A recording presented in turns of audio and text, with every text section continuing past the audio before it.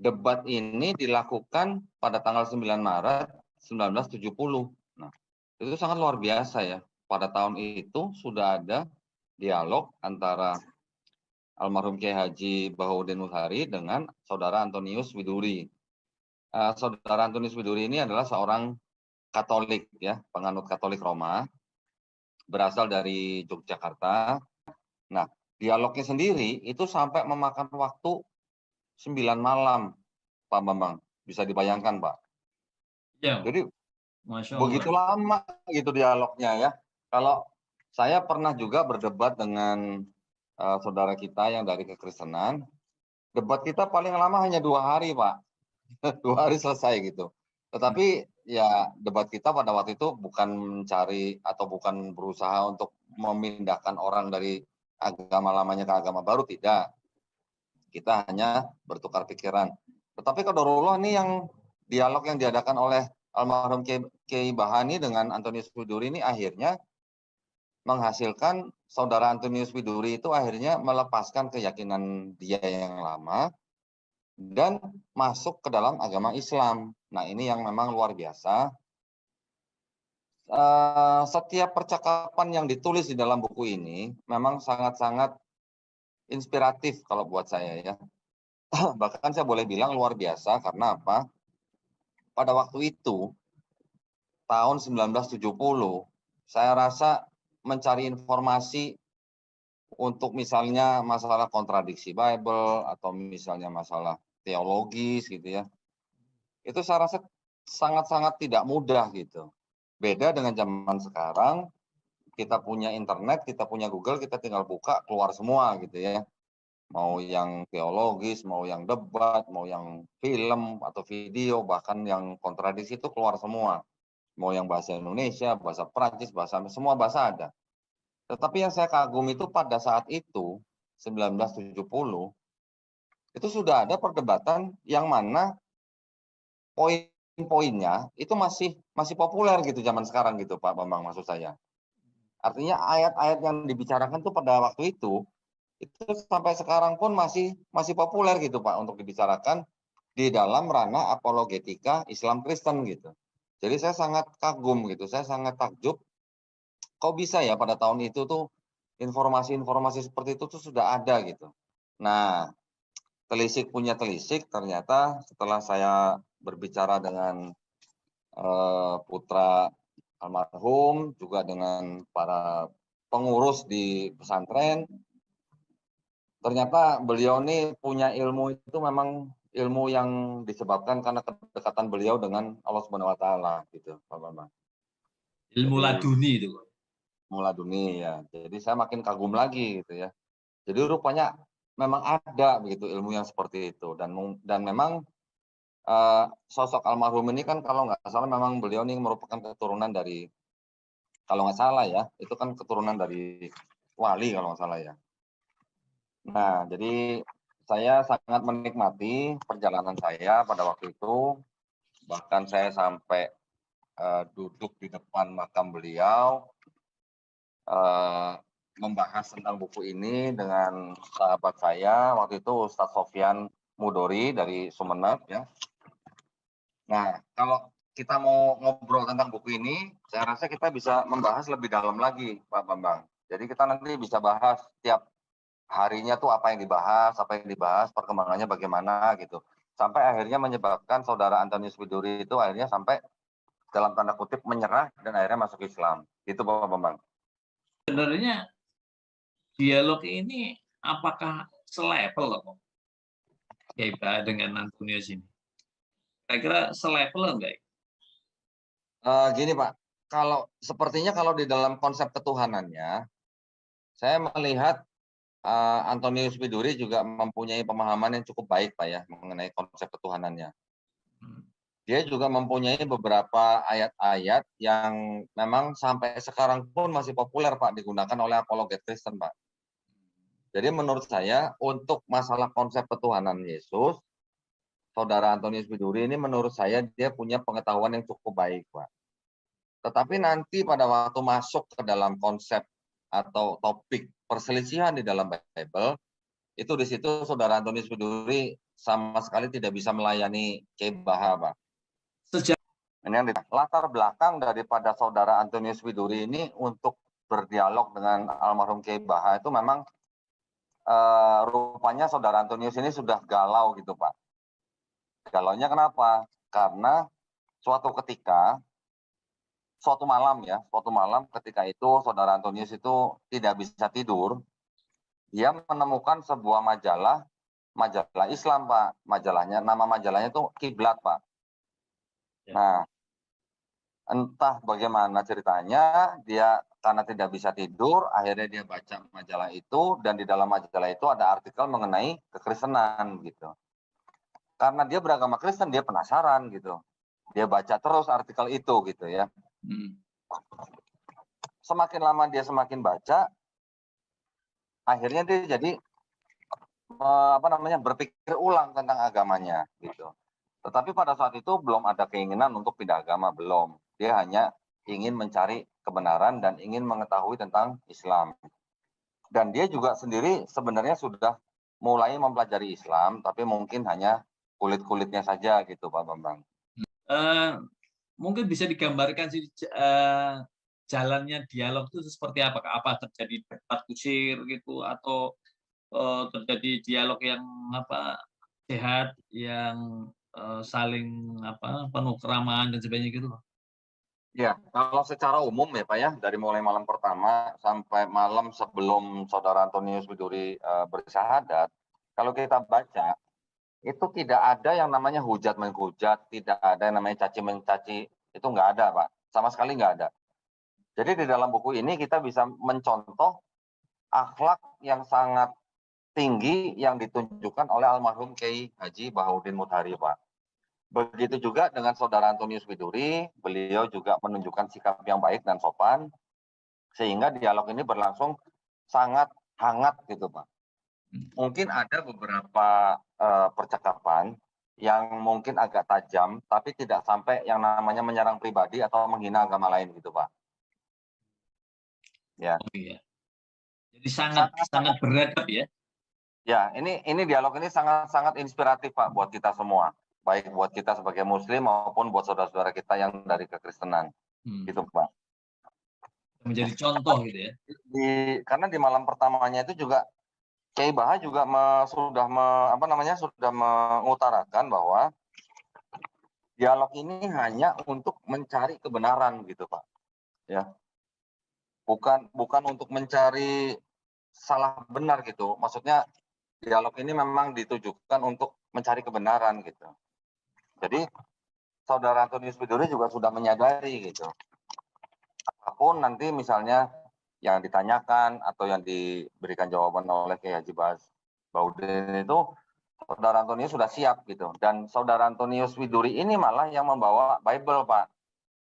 Ada 3 Bible yang dia bawa, bahasa Indonesia, bahasa Belanda, dan bahasa Inggris.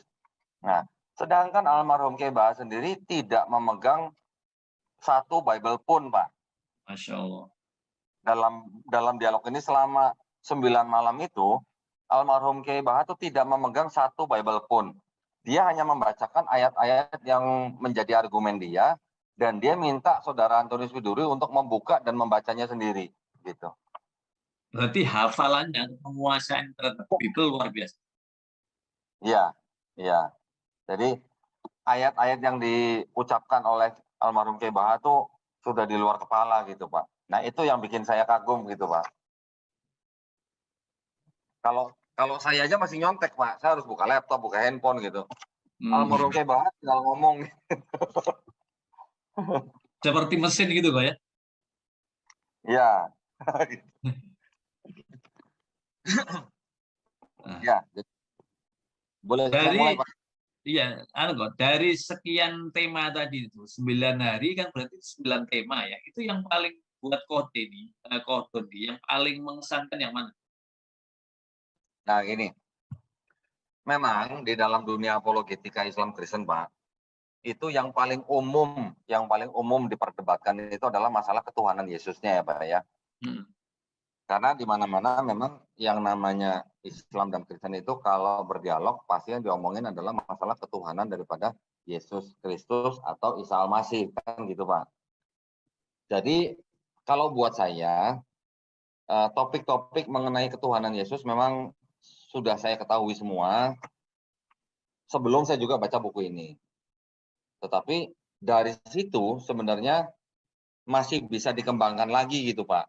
Tetapi pada pada dialog ini sebenarnya masalah ketuhanan Yesus itu dengan segala macam ayat yang diberikan oleh Kiai Haji Baha itu sebenarnya sudah cukup gitu untuk membuat Saudara Antonius Biduri itu berpikir ulang tentang Bible-nya. Itu yang pertama. Yang kedua, dari perselisihan antar ayat-ayat di dalam Bible itu sendiri, yang mana dibacakan oleh Kiai Haji Baha itu di luar kepala, itu sudah membuat Saudara Antonius Biduri tidak bisa berkata apa-apa gitu Pak. Dan dia tidak bisa menjawab gitu, perselisihan itu karena apa, dan mana yang benar atau mana yang salah, itu tidak bisa dijawab oleh Saudara Antonius Biduri. Jadi buat saya yang paling berkesan itu adalah hafalannya Kiai Baha ya Pak ya. Bukan masalah topiknya gitu. Kalau saya yang berdebat masalah topik-topik yang di dalam buku ini, wah mungkin saya membutuhkan waktu yang lebih lama Pak. Karena saya harus nyontek-nyontek ayatnya apa gitu. Tapi ini debatnya walaupun makan waktu 9 malam, tapi begitu banyak ayat-ayat yang dibacakan oleh Kiai Baha gitu Pak. Ya. Baik. Apakah sekedar ayat-ayat, apakah ada kemudian argumentasi yang penuh logika begitu? Ada Pak, ada. Jadi selain daripada ayat, juga menggunakan analogi-analogi ya. Ada analogi yang langsung dari Kiai Baha, ada analogi yang dari Saudara Antonius Biduri. Tetapi yang saya baca, analogi yang diberikan oleh Saudara Antonius Biduri itu semuanya bisa dipatahkan oleh Kiai Baha, Pak. Menggunakan analogi yang sama gitu. Menarik kalau bisa ngasih contoh kok. Boleh, nanti kalau kita sudah masuk ke dalam pembahasan detailnya, saya nanti akan perlihatkan analogi apa yang digunakan dan bagaimana Kiai Baha menjawabnya gitu Pak. Sekarang masuk ke materi kok. Ya, baik, kita masuk ke dalam langsung ke malam kedua ya, karena tadi malam pertama kan kita sudah bahas ya. Nah, pada malam kedua ini percakapan antara Kiai Baha dengan Saudara Antonius Biduri ini hanya diawali dengan kayak semacam pertukaran informasi gitu Pak. Jadi sejak kapan Saudara Antonius masuk agama Kristen, kemudian apakah Saudara Antonius sudah benar-benar mempelajari Kristen sebagai sebuah agama yang paling benar. Ya seperti itulah, apakah Saudara Antonius Biduri percaya bahwa yang disebut dengan Bible itu adalah kitab suci. Jadi seperti itu Pak model-modelnya ya. Kemudian dari situ Kiai Baha itu mulai masuk ke dalam topik perselisihan di dalam sebuah kitab yang disebut dengan kitab suci ya. Jadi Kiai Baha itu menanyakan kepada Saudara Antonius bagaimana kalau di dalam kitab suci ada yang namanya perselisihan atau kontradiksi atau ikhtilafan gitu Pak. Ya. Sebenarnya dijawab oleh Saudara Antonius Biduri bahwa kalau di dalam sebuah kitab itu ada perselisihan, itu artinya sudah batal gitu Pak kesuciannya. Itu sebenarnya sudah sama-sama disetujui itu oleh Kiai Baha dan Saudara Antonius Biduri. Nah, jadi Saudara Antonius Biduri sendiri sudah mengkonfirmasi bahwa jika kitab itu terdapat kesalahan atau perselisihan, maka kesuciannya telah batal. Ya, saya tunjukkan. Nah itu yang kalau yang A itu mewakili Kiai Baha, yang B mewakili Antonius Biduri, Pak. Nah ini yang ini.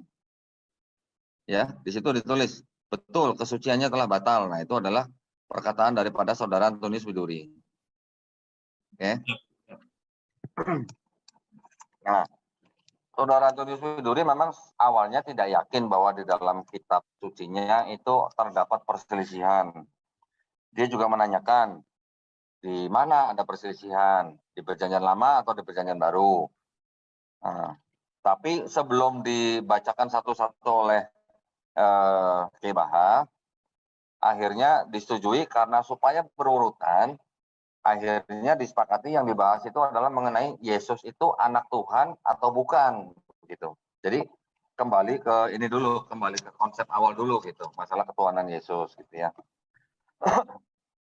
Nah, di dalam percakapan selanjutnya itu Kiai Baha menanyakan kepada Saudara Antonius Widuri, apa alasannya Saudara Antonius Widuri itu menganggap atau percaya Yesus itu adalah anak Tuhan, gitu ya. Nah, Saudara Antonius Widuri mengatakan bahwa di dalam Bible itu dikatakan bahwa ada sebuah ayat yang mengatakan pada saat Yesus dibaptis, ada suara yang didengar dari langit dan juga ada burung merpati gitu ya, yang mengatakan bahwa inilah anakku yang kukasihi, ya kan? Kepadanya aku berkenan. Ini yang dipakai oleh Saudara Antonius Widuri. Ya, yang saya tandain kuning ya, Pak ya. Iya, iya. Nah, terus pada saat itu langsung dijawab oleh Baha. Kalau begitu silakan buka Matius pasal 5 ayat 9. Nah, di dalam situ dikatakan bahwa berbahagialah segala segala orang yang mendamaikan orang karena mereka itu akan disebut anak-anak Allah gitu. Jadi menurut Kiai Baha yang bisa disebut sebagai anak Allah itu bukan cuman Yesus tetapi orang yang mendamaikan orang saja itu akan disebut sebagai anak Allah ya. Nanti akan berkembang siapa saja yang disebut sebagai anak Allah. Bahkan ada yang disebut sebagai anak sulung. Siapa saja nanti ayatnya ada gitu ya. Nah, kemudian Saudara Antonius juga mengatakan di dalam Yohanes pasal 14 ayat 9, di sini dikatakan bahwa siapa yang sudah nampak aku, dia sudah nampak Bapa. Artinya siapa yang sudah melihat aku, dia sudah melihat Bapa, gitu ya. Kemudian di ayat 10-nya dikatakan, tiadakah engkau percaya bahwa aku ini di dalam Bapa dan Bapa pun di dalam aku. Ini adalah ayat yang digunakan juga oleh Saudara Antonius Widuri yang menjadi dasar bahwa dia percaya Yesus itu anak Tuhan gitu karena ada Bapa di dalam Yesus dan Yesus dalam Bapa gitu ya. Kemudian juga dia berkata di Yohanes 4:19 bahwa Yohanes 14 ayat 9 bahwa siapa yang melihat Yesus dia juga melihat Bapa. Itu argumennya Saudara Antonius ya. Nah, kemudian dijawab oleh Kiai Baha untuk membuka Yohanes pasal 17 ayat 23. Nah, di Yohanes 17 ayat 23 ini juga menceritakan bahwa ini adalah doa daripada Yesus untuk mendoakan murid-muridnya yang dikatakan bahwa aku di dalam mereka itu adalah murid-muridnya dan engkau di dalam aku supaya mereka itu sempurna di dalam persekutuan. Nah, jadi maksudnya jika Saudara Antonius Widuri mengatakan bahwa karena aku di dalam Bapa dan Bapa di dalam aku ini maksudnya Yesus, Kiai Baha membuat argumen atau sanggahan bahwa di ayat lain di Yohanes 17 ayat 23 itu menceritakan bahwa murid-murid Yesus pun ada di dalam Yesus sama seperti Yesus di dalam Bapa gitu loh. Ya. Nah, di situ jadi Kiai Baha juga menganalogikan begini. Kalau Saudara Antonius Widuri menganggap Yesus itu adalah sebagai anak Tuhan karena ada Bapa di dalam dia dan dia di dalam Bapa, maka murid-murid Yesus pun harusnya juga menjadi anak Tuhan atau juga dianggap sebagai Tuhan gitu. Bahkan kalau menurut kepercayaan orang Kristen ada 12 murid, kemudian ada Roh Kudus, ada Yesus, ada Bapa, berarti total ada 15 Tuhan harusnya. Kalau menggunakan standar yang sama di Yohanes 14 ayat 9 gitu ya. Di sini dituliskan ini halaman yang terakhir ini di atas ini. Orang ke atas kok. Orang ke atas kok. Nah. Ini 3 menjadi tunggalkah atau 15 menjadi tunggal? Ayat manakah yang akan saudara yakinkan yang 3 menjadi tunggalkah atau yang 15 itu? Nah, sampai di sini Saudara Antonius Widuri sudah agak bingung nih katanya. Ini agak membingungkan saya gitu katanya. Nah, kemudian Kiai Baha juga langsung memberikan ayat yang lain yaitu Yohanes 17 ayat 3 yang bunyinya adalah inilah hidup yang kekal yaitu supaya mereka mengenal Engkau Bapa satu-satunya Allah yang benar, gitu ya. Ini terjemahannya ini terjemahan yang Indonesia yang mungkin agak lama, ya. Yang B nih Pak, yang jadi saya gerak nih Pak. Ya. Inilah hidup yang kekal, yaitu supaya mereka mengenal Engkau Allah yang Esa dan Yesus Kristus yang telah Engkau suruhkan itu, gitu. Kalau yang di dalam bahasa Indonesia yang sekarang, terjemahan baru, itu terjemahnya kurang lebih begini. Karena inilah hidup yang kekal, dan mereka mengenal Engkau satu-satunya Allah yang benar, dan mengenal Yesus Kristus yang Kau utus, gitu. Ya, jadi ada kata Engkau sebagai kata ganti Bapa, satu-satunya Allah yang benar, kemudian belakangnya ada istilah Yesus adalah sebagai orang atau manusia yang diutus gitu oleh Bapa, gitu. Nah, di sini apa namanya? Saudara Widuri ini dia sepertinya agak bingung, kemudian dia malah menanyakan apakah ada ayat yang serupa seperti itu, gitu. Nah, langsung dijawab oleh Kiai Baha, ada di dalam Ulangan pasal 4 ayat 35 yang dikatakan bahwa maka kepadamu lah ia itu ditunjuk supaya diketahui olehmu bahwa bahwa Tuhan itulah Allah dan kecuali Tuhan yang Esa tiadalah yang lain lagi. Nah, jadi kurang lebih kan pesannya sama gitu kan Pak ya. Ya. Nah, menurut Saudara Antonius, itu kan di Perjanjian Lama, di Perjanjian Baru ada nggak gitu. Kiai Baha langsung memberikan Markus 12 ayat 29 yang dikatakan bahwa maka jawab Yesus kepadanya, hukum yang terutama ialah dengarlah olehmu hai Israel, adapun Allah Tuhan kita ialah Tuhan yang Esa. Kemudian ada tambahan lagi di dalam Ulangan pasal 6 ayat 4.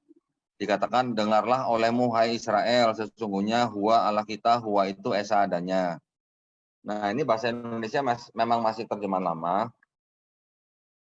Kalau yang kita kenal ya, Ulangan pasal 6 ayat 4 dan Markus 12:29 itu memang kita kenal sebagai kalimat atau frase yang kita sebut sebagai Shema Israel. Shema Israel itu adalah dengarlah hai Israel, Tuhan Allah kita, Tuhan itu Esa. Itu sebenarnya kalau diterjemahkan ke dalam bahasa Arab ya la ilaha illallah gitu Pak. Ya. Nah, terus kemudian Kiai Baha mempertanyakan, kalau ada ayat-ayat seperti ini tadi ya, seperti di Ulangan 6 ayat 4, Markus 12:29, Ulangan 4 pasal 35, Yohanes 17 ayat 3. Kalau dibandingkan dengan ayat-ayat yang tadi diberikan oleh Saudara Antonius, yang misalnya di Yohanes 14 ayat 9, kan ini kan sudah tidak cocok gitu loh Pak. Ya kan? Ada perbedaan gitu. Jadi dicoba untuk dicari persetujuannya gitu. Apakah kedua-duanya benar, ataukah keduanya salah, ataukah satu benar satu salah, gitu ya. Itu yang dibicarakan kemudian. Nah, dengan penjelasan dari Kiai Baha, sepertinya sudah sangat jelas ya. Ini penjelasannya nih. Apakah belum jelas bahwa Bible sendiri yang menjadi kitab sucinya orang Kristen menyebutkan seterang-terangnya bahwa Tuhan itu tunggal, bukan tiga menjadi satu atau satu menjadi tiga.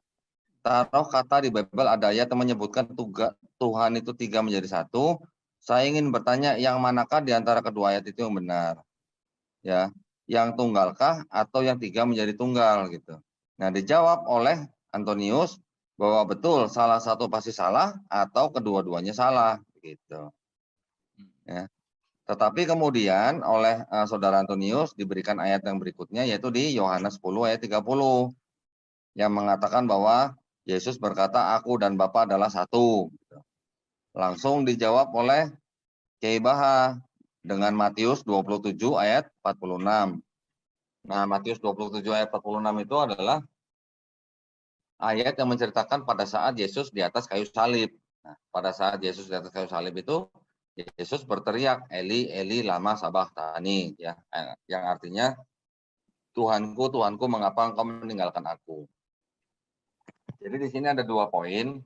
Saudara Antonius mengatakan bahwa Yesus itu Tuhan karena ada ayat di Yohanes 10 ayat 30 yang mengatakan bahwa Yesus berkata, aku dan Bapa adalah satu.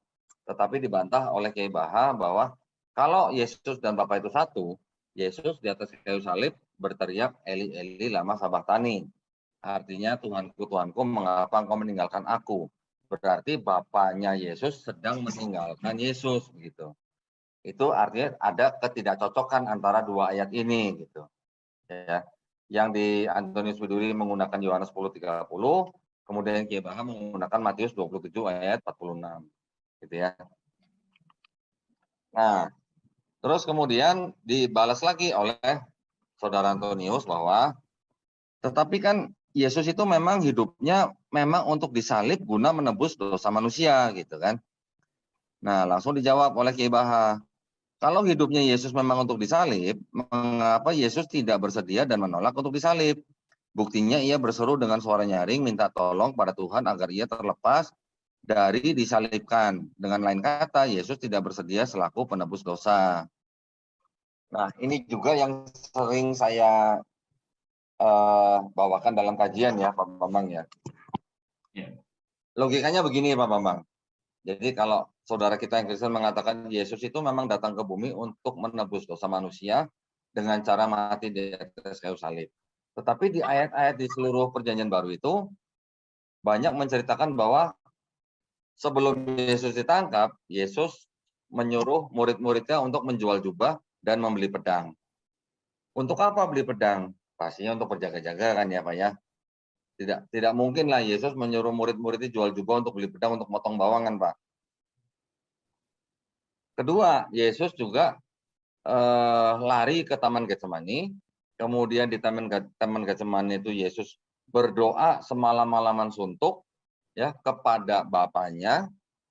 Dia minta supaya dilalukan cawan itu daripadanya, gitu ya. Dilalukan cawan daripadanya itu menggambarkan cawan itu adalah salib itu gitu loh. Jadi ada satu saat bahwa Yesus menegosiasi gitu, bernegosiasi supaya dia tidak disalib atau dilalukan cawan itu daripadanya. Gitu ya. Walaupun pada akhirnya Yesus mengatakan bahwa bukanlah kehendakku yang jadi, tetapi kehendakmu yang jadi. Oke. Pada saat itu juga Yesus juga saking takutnya Yesus sampai berkeringat seperti darah gitu Pak. Keringatnya seperti darah gitu. Di dalam ilmu psikologis juga ada menerangkan bahwa kalau orang saking takutnya, darahnya itu bisa sampai menembus pori-pori dan bercampur dengan keringat gitu Pak. Oke. Kemudian setelah itu juga pada saat Yesus disalib pun, Yesus juga berteriak, Eli, Eli, lama sabachthani. Artinya beberapa poin itu menggambarkan bahwa Yesus sebenarnya tidak rela gitu atau tidak bersedia untuk disalib gitu. Itu mungkin ya poinnya dari dari Kiai Baha ya. Nah, Antonius sendiri juga mengatakan akhirnya bahwa dia tidak mengerti mengapa ayat-ayat Bible itu ada yang simpang siur gitu ya. Kemudian lebih lanjut, Kiai Baha menanyakan kepada Antonius di sini nih Pak. Ini menarik nih. Dari sebab itulah, mengapa saudara menyembah Yesus selaku Tuhan yang tidak berkuasa menyelamatkan dirinya sendiri, malah minta tolong. Pantaskah ada Tuhan demikian? Dan saya lanjutkan bertanya, apakah manusia-manusia yang menyalibkan Yesus itu dilaknat? Antonius sendiri menjawab pasti dilaknat, Pak. Nih. Logikanya begitu, Pak ya? Ya. Ini saya juga sering bertanya pada saudara-saudara yang Kristen. Kalau memang Yesus mati di atas kayu salib untuk menebus dosa, ya konsepnya ya. Berarti tentara-tentara Romawi yang menyalibkan Yesus itu harusnya masuk surga kan, Pak? Ya. Satu ya. Kedua, tentara Romawi itu disuruh oleh Pontius Pilatus. Berarti dalam hal ini Pontius Pilatus juga berjasa dong, Pak, dengan penebusan dosa manusia. Iya dong. Berarti Pontius Pilatus juga harus masuk surga dong, Pak? Mestinya dong. Yang ketiga,